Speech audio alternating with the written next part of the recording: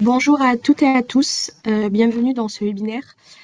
Nous allons passer environ une demi-heure ensemble aujourd'hui pour vous montrer notre solution MLKIS Interco et bien sûr notre version MLKIS Interco intégrée 100% AEPM. Donc je vais attendre encore une minute euh, avant de commencer.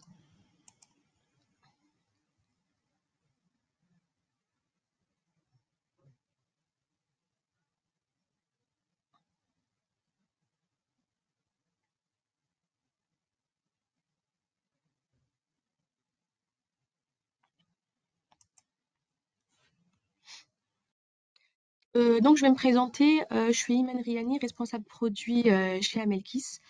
Et comme je disais, on va faire une petite présentation sur notre solution Amelkis Interco. Donc pour commencer, Amelkis Intercompany est une solution full web. Nous bénéficions de toutes les certifications MFA, SSO, ISO 3402. La connexion Intercompany, elle va être toute simple. Vous allez recevoir en fait un lien de connexion. Si vous avez déjà EPM, vous allez conserver votre identifiant et votre mot de passe. Une fois vos accès créés, vous allez pouvoir vous connecter sur la plateforme, du coup, comme je disais, qui est full web, du coup, à partir de votre ordinateur, tablette ou téléphone portable. C'est un outil qui ne nécessite pas d'apprendre un langage spécifique, donc il n'y a pas de code. Euh, le paramétrage, vous allez recevoir une version d'Amelkis Intercompany qui est livrée avec un paramétrage standard.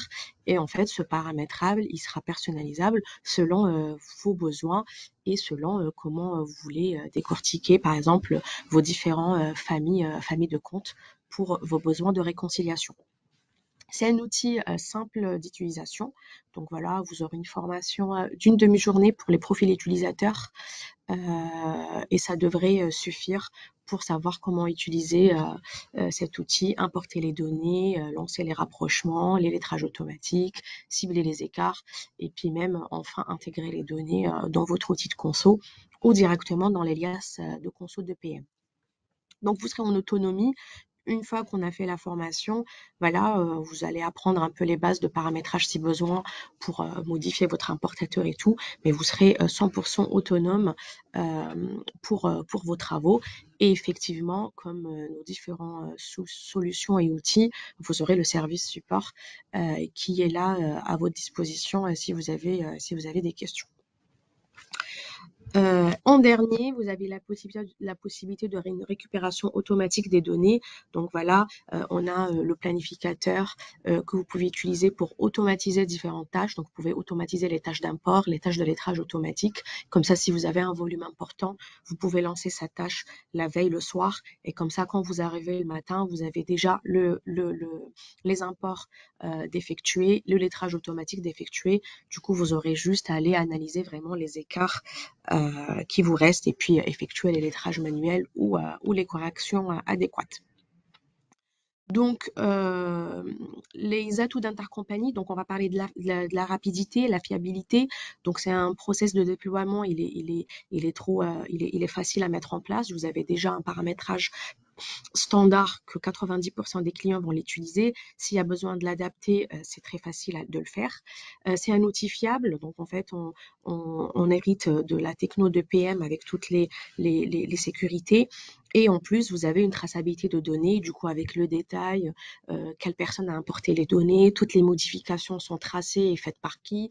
Si vous apportez des modifications directement à la facture dans l'outil, vous allez avoir une piste d'audit qui permet de voir voilà, nos données d'origine, les données importées, ils sont bien stockées sur un audit. Toutes les modifications apportées à la main vont être stockées dans un audit d'ajustement. Donc, et l'avantage aussi, c'est une plateforme unique pour tous les utilisateurs. Donc, si l'entité modifie une facture avec un partenaire, bah, le partenaire va voir cette modification.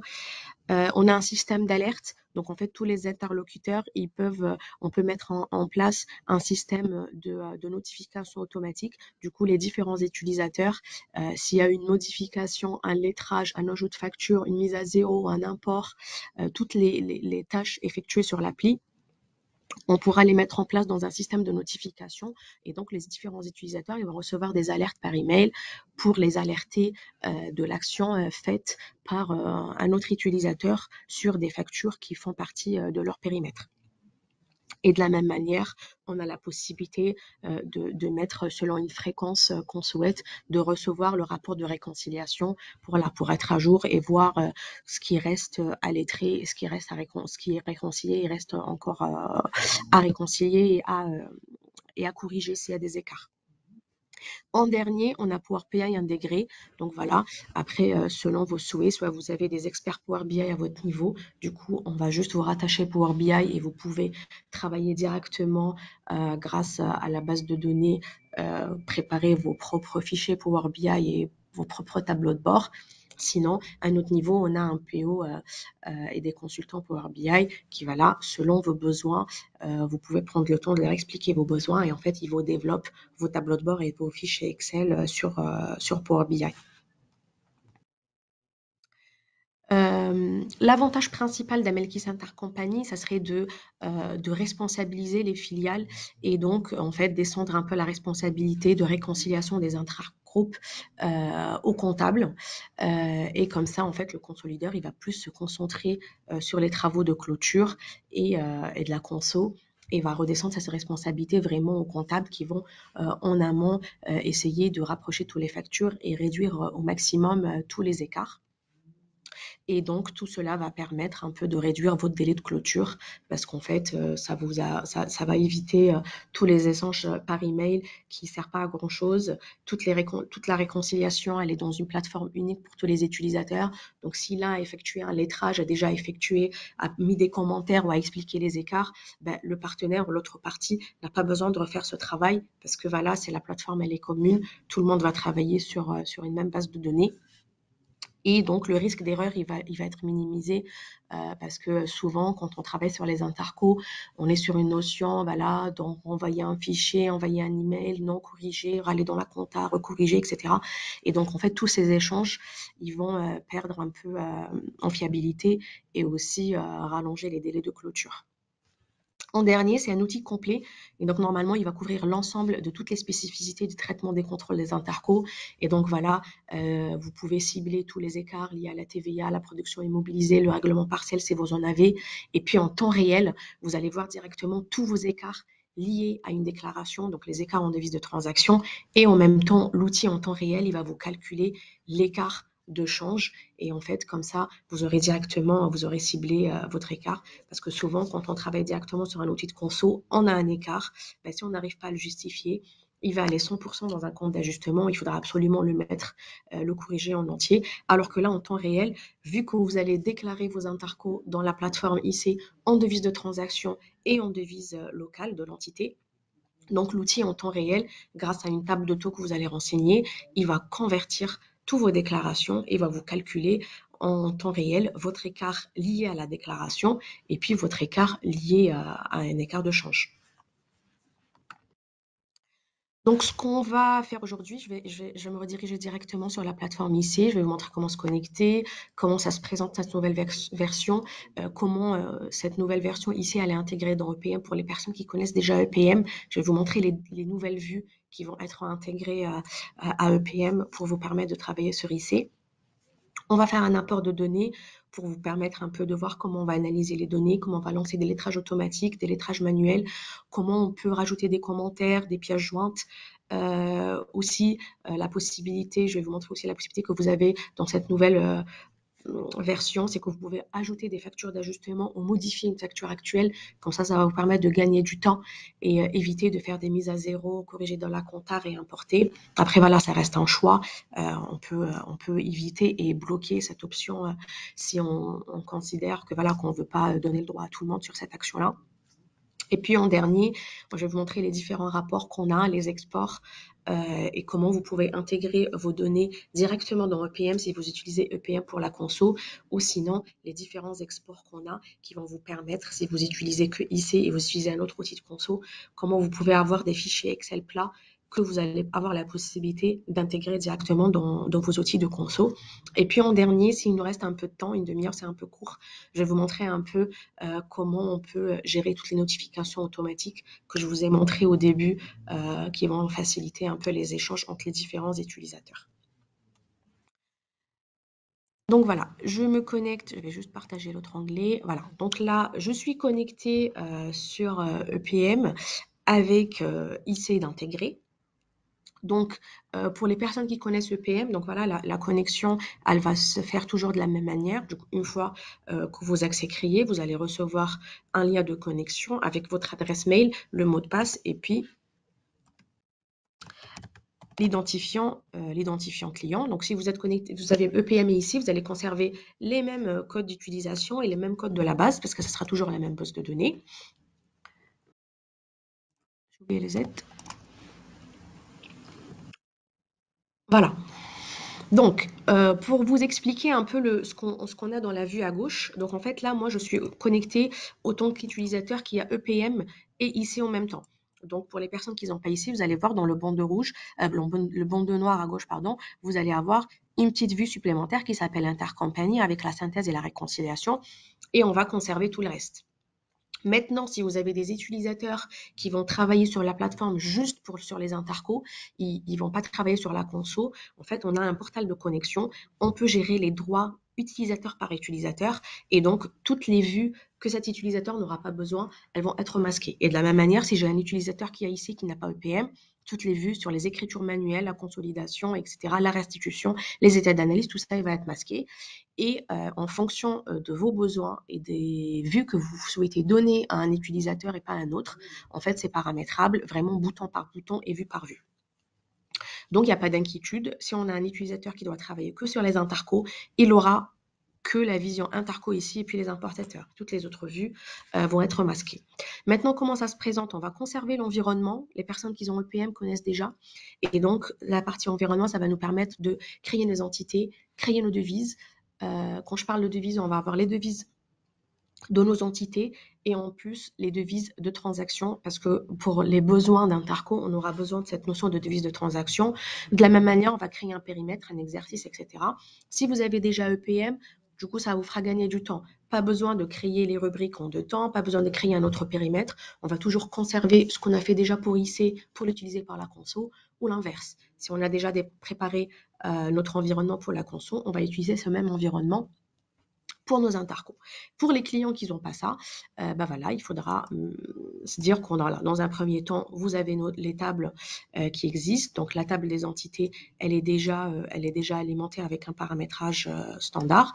Et puis pour les devises, voilà, vous renseignez votre table de taux, etc.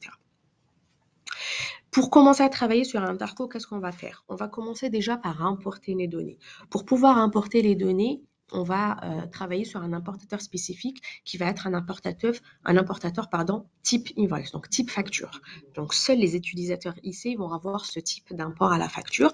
Et en fait, cet importateur à la facture va vous permettre en fait d'avoir des informations supplémentaires contrairement à un import de balance. Donc je m'explique, on va avoir le numéro de facture si besoin, le libellé, tout le détail de la date de facture, le montant de devise de transaction, la devise de transaction et le montant de devise locale. Donc, les informations obligatoires qu'on aura besoin, si vous n'avez pas cette info au niveau de votre compta, l'outil ici ne va pas vous aider à faire grand-chose. Il faut absolument que vous ayez cette notion de montant de devise locale, donc la devise de l'entité, et le montant de devise de transaction avec la devise de transaction. Au moment où on a ces informations-là, on peut travailler sur IC. Après, vous pouvez avoir des informations supplémentaires qui vont vous permettre de cibler les écarts et de travailler sur des lettrages automatiques. Ça va être les numéros de facture, la date de facture, etc. Donc, une fois que votre import est effectué, vous allez alimenter votre vue synthèse. Donc là, si je me mets sur la vue synthèse, j'ai une vue globale de mes imports. Donc là, je sais quelle entité elle a importé, avec quel partenaire, avec tous les détails. La personne qui a importé et à quelle date. Et donc là, je vois directement en temps réel quelle filiale elle a commencé à travailler, quelle filiale elle n'a pas encore commencé à travailler. Du coup, là, si je ferme, je vois directement en temps réel toutes les filiales qui ont déjà commencé à travailler, ils ont importé des intercos, raison pour laquelle je vois un premier couple en deux temps. Donc, je vois le couple 1-2 et je vois le couple de 1. Pourquoi? Mon couple 1-2, ça me permet de savoir que l'entité 1, elle a importé des factures avec l'entité 2.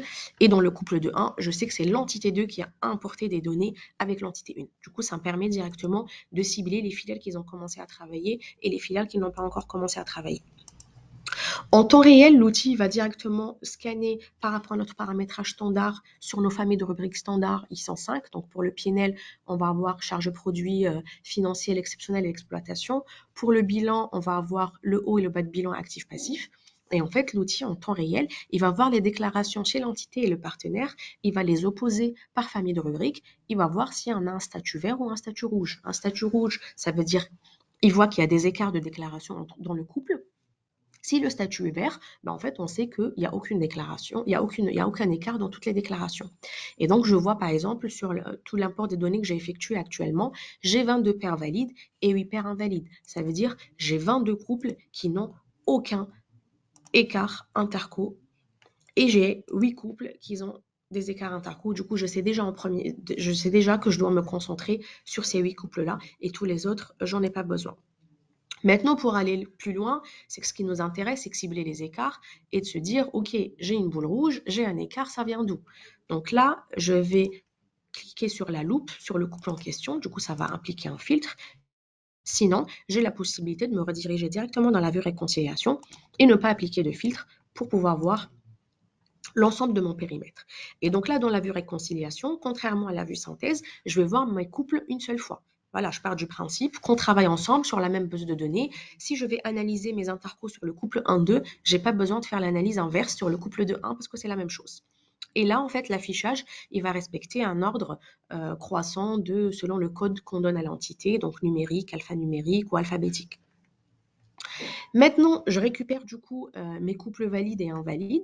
Par contre, je vais récupérer un détail supplémentaire qui est les écarts par famille de comptes. Donc, sur les 5 familles de comptes standards que je vous ai parlé. Et voilà, comme je disais, le paramétrage, on pourra le spécifier selon vos besoins pour décortiquer plus les familles.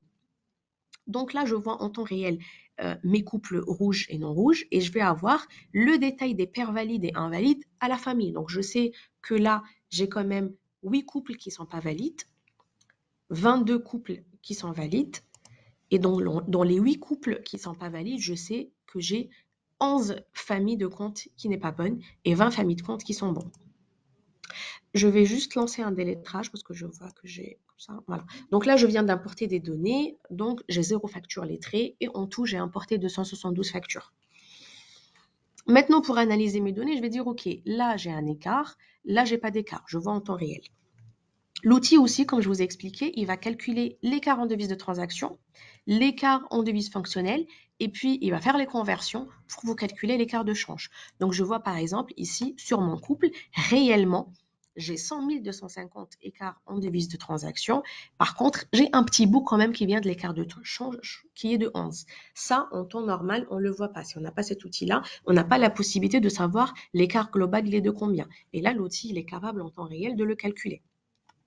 Maintenant, si j'ai envie de voir le détail de ces factures, je vais cliquer sur la famille et je vais voir en fait toutes mes factures qui sont dans mon actif bas de bilan avec mon passif bas de bilan.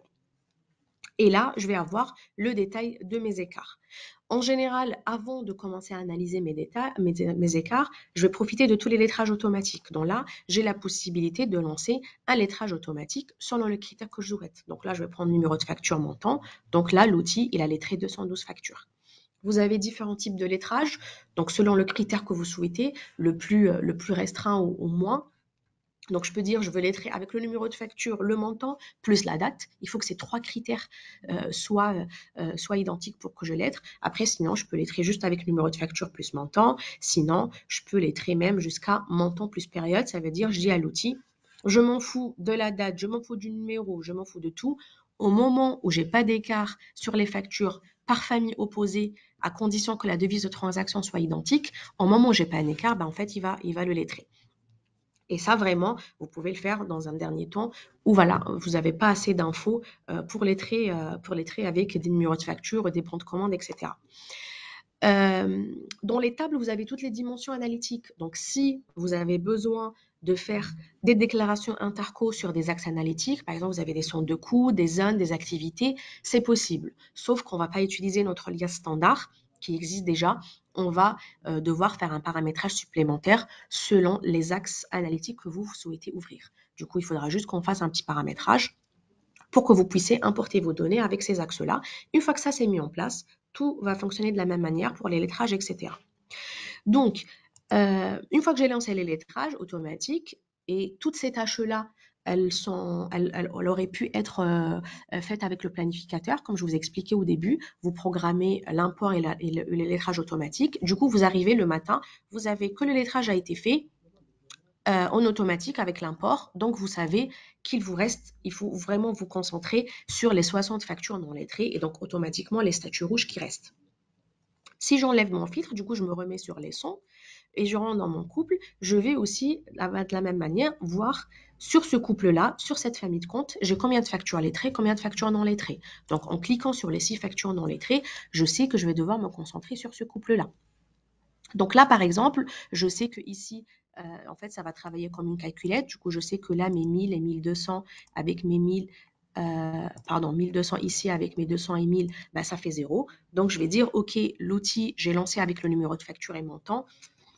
Il n'a pas pu respecter. C'est une facture qui est décortiquée chez l'un et chez l'autre. Donc là, je vais dire, OK, je vais lancer mon lettrage avec que le montant et la période. Donc là, il va être capable, vu qu'il ne va plus se concentrer sur le numéro de facture. C'est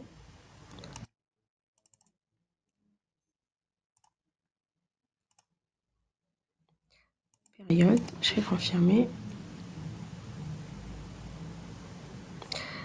Ok, donc j'ai pas la même période, il veut pas, mais dans tous les cas, au moment où j'ai un écart de 0, je vais pouvoir les lettrer manuellement. Et donc là, j'ai lettré mes factures en manuel.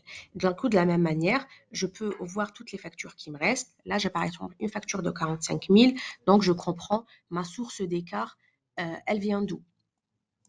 Dans cette vue-là, vous avez la possibilité de supprimer des factures. Donc là, je dis, cette facture-là, elle a été comptabilisée par erreur, elle n'est pas sur le bon compte ou elle n'est pas sur la bonne entité.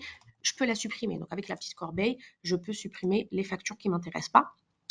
Maintenant, je peux avoir l'exemple où dire, je me suis trompée. Ici, c'est une erreur. Je veux modifier cette facture-là, modifier la devise de transaction, modifier le montant. La règle, c'est quoi?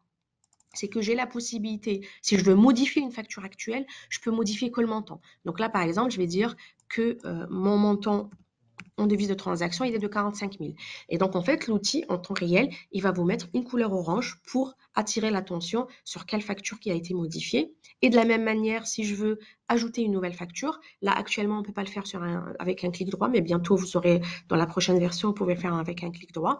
Mais il suffit de double-cliquer sur la facture et puis changer autre chose que le montant. Là, je vais changer, par exemple, le numéro et je vais mettre 20 000 et 20 000 sur les montants en devise de transaction et le montant en devise locale et je vais mettre euros par exemple en devise de transaction et donc là j'ai ajouté une nouvelle facture qui va s'appeler, elle va avoir un statut facture d'ajustement et elle va être 100% en orange pour me signaler directement comme ça visuellement que c'est une nouvelle facture que j'ai passée manuellement.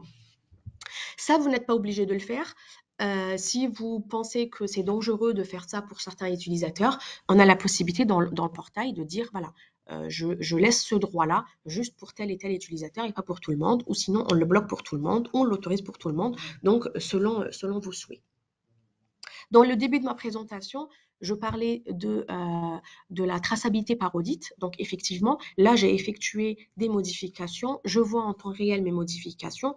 Mais après, l'outil derrière, il va conserver tous ces ajustements. Vous allez avoir ici un rapport qui s'appelle rapport données d'origine, données modifiées. Donc, comme ça, vous allez avoir un fichier Excel avec un récap global de toutes les modifications que vous avez effectuées. Donc là, vous allez avoir 3 colonnes. Une première qui va récupérer les données d'origine qui sont stockées dans un audit 1.0.0 et ça va correspondre à vos données importées.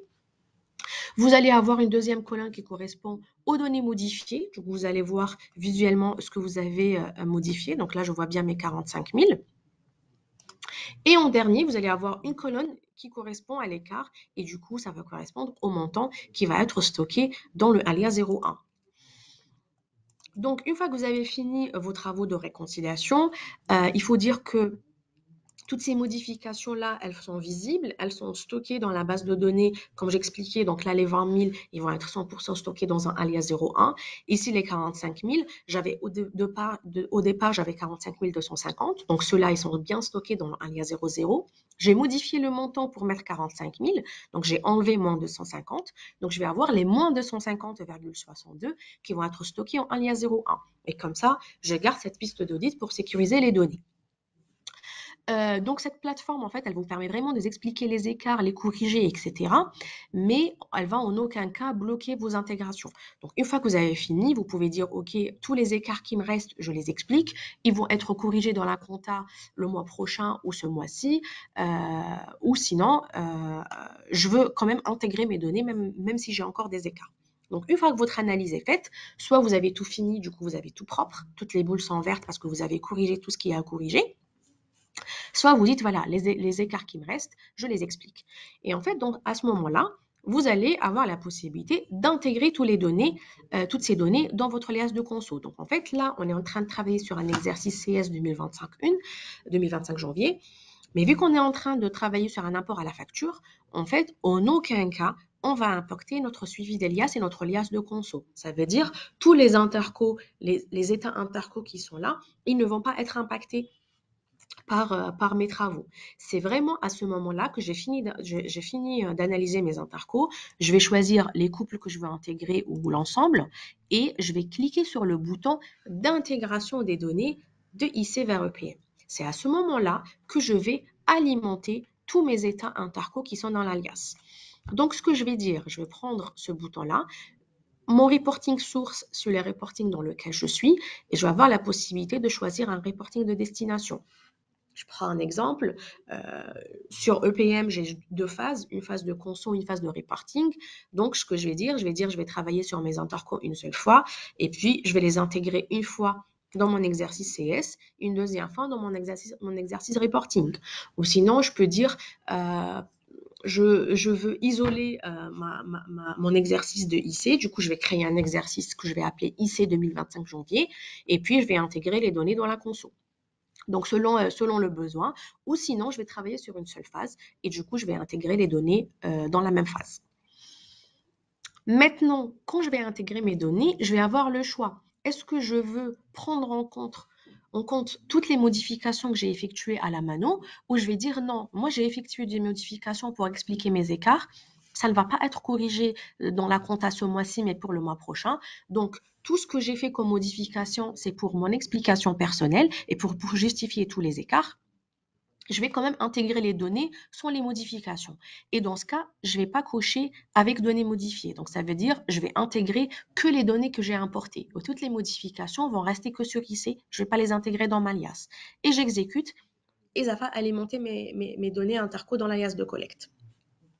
Sinon, je vais dire, OK, j'ai apporté des modifications, je veux quand même les importer et conserver cette traçabilité par audit. Donc, je vais dire, OK, je vais intégrer mes données EPM avec les données modifiées intégrées en alias 01. Donc, ça veut dire, je vais garder la même logique. Si je prends mon exemple de tout à l'heure, je vais intégrer les 45 250 dans l'alias 00 et je vais intégrer les 250 dans un alias 01. Donc, là, quand je fais ça, quand je vais dans mon suivi d'alias, sur les entités que j'ai alimentées, je vais avoir la notion de audit alias 00 et audit alias 01. Il faudra juste que je l'active dans l'alias. Donc là, je vais voir tout ce que j'avais dans le compte en alias 00. Et si je me mets sur le alias 01, ben, je vais voir juste le montant de ma modification. Donc, j'ai les 20 000 que j'ai mis à la main. Et puis, sur la devise de transaction, je vais avoir les 20 000 et je vais avoir les 251 que j'ai apportés. Sinon, qu'est-ce que le dernier choix? C'est que se dire, OK, moi, j'ai corrigé directement dans IC. Je sais que le comptable, il va corriger sur la même période dans la compta. Pour gagner du temps, je n'ai pas envie de faire une mise à zéro, refaire une extraction de la compta, réimporter. J'ai récupéré le fichier avec toutes les données d'origine, données modifiées.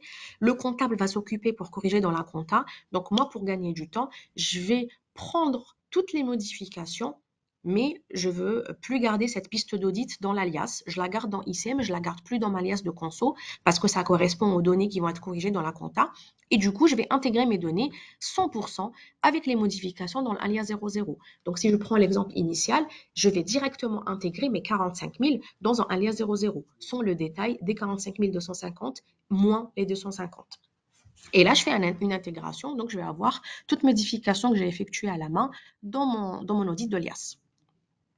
Maintenant, de la même manière, si vous utilisez des axes secondaires pour les intercos, donc là, pareil, on a la possibilité d'intégrer les données directement sur le croisement rubrique flux partenaire, donc pour le standard. Si on a fait un paramétrage spécifique avec des axes analytiques, donc là, on pourra aussi de la même manière alimenter notre liasse de conso, de reporting ou de budget ou selon le besoin sur les dimensions secondaires. Donc voilà, si j'ai fait des déclarations par activité, par son de coût, je peux alimenter aussi ma liasse avec ces axes secondaires. Maintenant, pour les personnes qui utilisent un autre outil de conso, ils ont la possibilité d'avoir des exports Excel avec comptes sociaux ou sans comptes sociaux.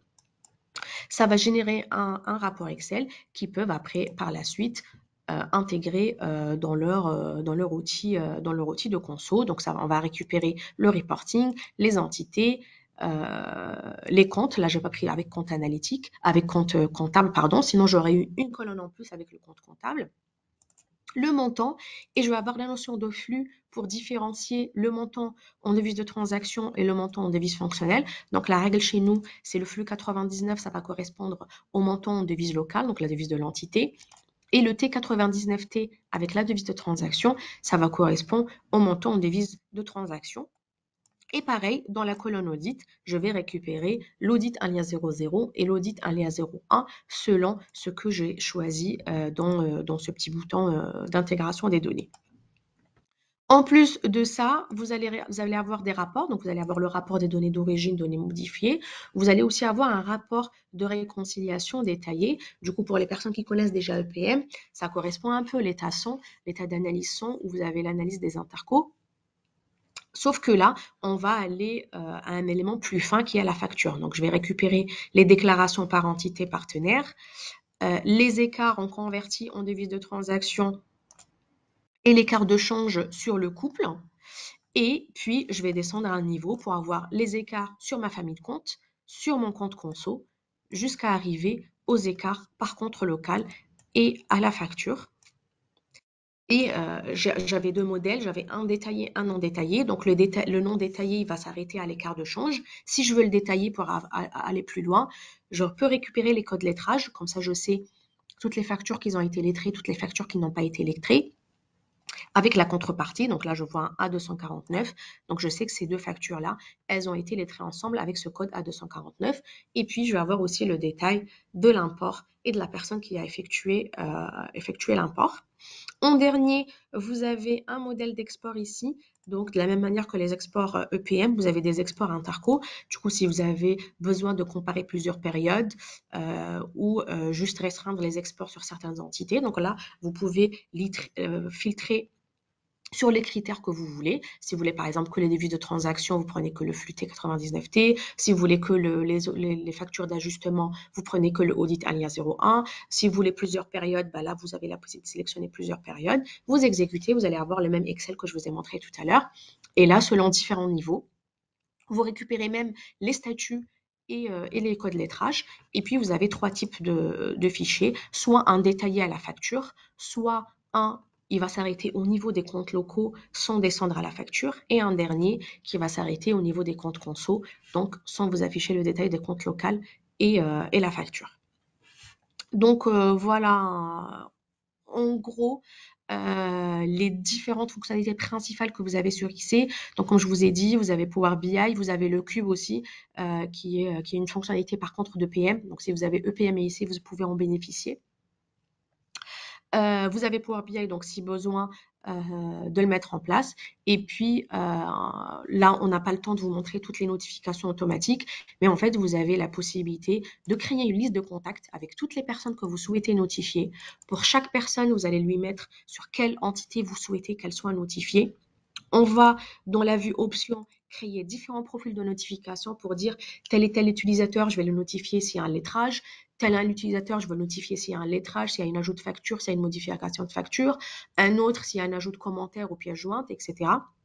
Et une fois que tout ça est mis en place, il suffit juste d'activer les notifications automatiques dans la vue exercice et les différents utilisateurs, selon vos choix et selon ce que vous avez paramétré, ils vont recevoir les différentes notifications sur les différentes tâches effectuées, y compris l'ajout de commentaires, l'ajout de pièces jointes. Ça, je ne vous ai pas montré ça, mais voilà, il faut que vous ayez en tête que dans l'appli, on peut rajouter des pièces jointes, comme ça, si besoin de justifier des écarts, là, j'ai la possibilité de faire des pièces jointes. Et dans la vue réconciliation, on a la possibilité de créer des commentaires, d'ajouter des commentaires.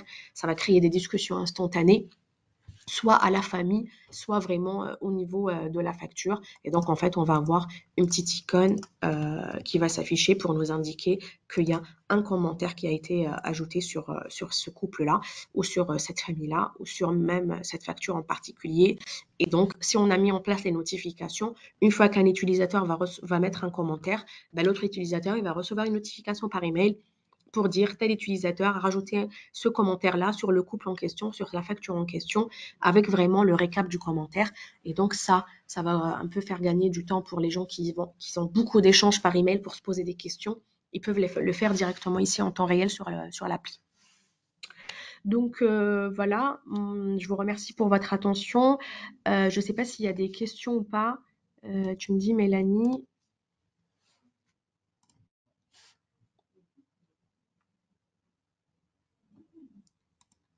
Alors, bonjour, est-ce possible d'utiliser ce processus avec le module importateur, mais plutôt en mode balance interco, comme mode facture, pour les besoins d'une conso annuelle? Oui, effectivement. Donc, ce que je vous ai dit, on va toujours paramétrer notre importateur en type invoice pour qu'il nous permette en fait d'avoir cette notion de montant de devise de transaction et montant de devise locale.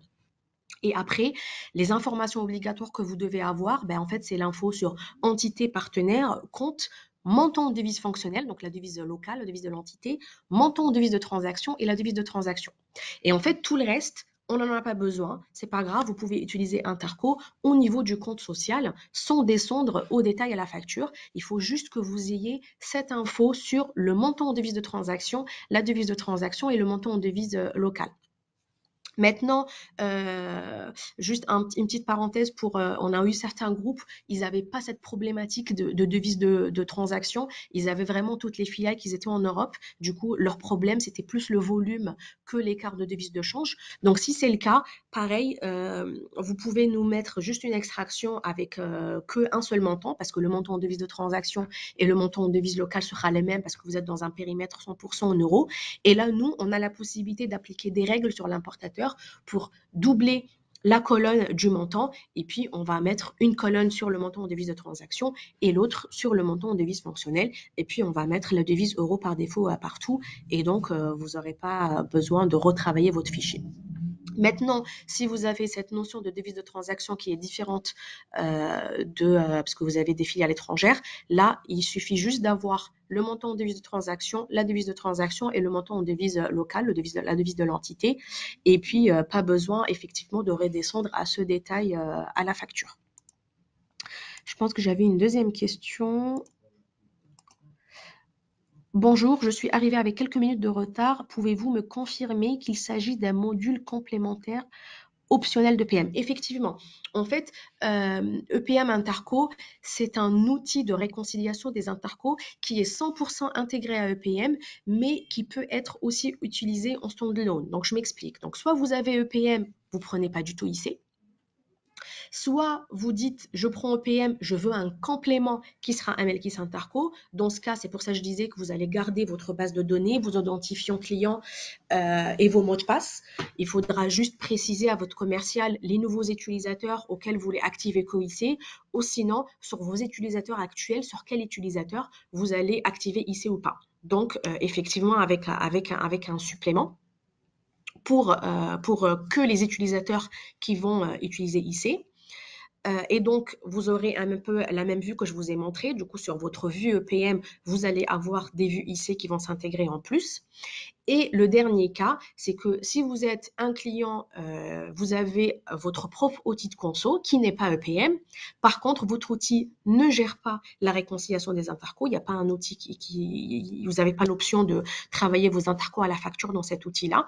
Et donc là, vous gardez votre outil de conso. On vous oblige pas à prendre EPM pour la conso et on va vous vendre un Melkis Interco uniquement pour faire les intercos. Et en fait, dans ce cas, vous allez récupérer la vue ici avec la partie interco, la partie environnement parce que vous en avez besoin pour vos travaux des intercos, et puis toute la partie écriture manuelle, consolidation et suivi d'Elias. Tout ça, vu que vous n'utilisez pas EPM pour faire la conso, toutes ces vues-là, vous n'aurez pas. Du coup, vous aurez vraiment un accès spécifique pour Amelkis Interco.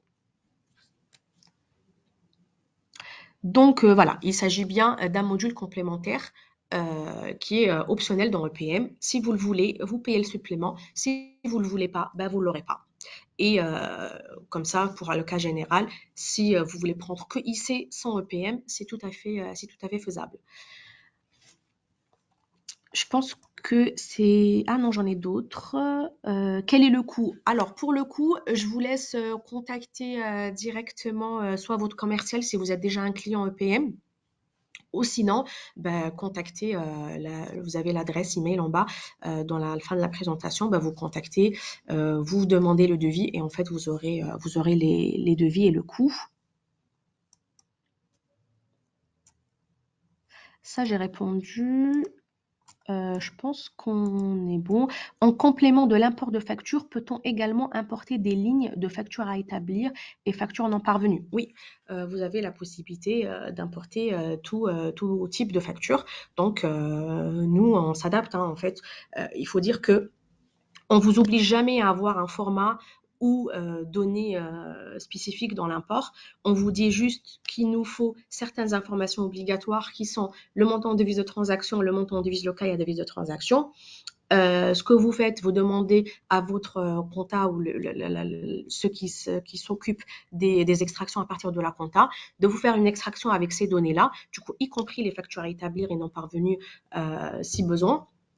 Vous nous donnez ce format-là et puis nous, on va s'adapter à ce format et vous créez l'importateur en fonction. Comme ça, vous n'aurez rien à faire, juste faire l'extraction et venir importer automatiquement dans IC. Mais effectivement, c'est possible. Je pense que j'ai fait le tour sur les questions. Si vous en avez d'autres, vous pouvez toujours nous écrire un email pour vous poser des questions. Si vous voulez une démo, parce que voilà, vous avez des spécificités que vous voulez aborder, vous avez des questions un peu spécifiques, n'hésitez pas à nous écrire. On pourra prévoir une démo plus personnalisée selon vos besoins. Et tout ce qui est coût, pareil, vous pouvez nous contacter pour avoir tout le détail.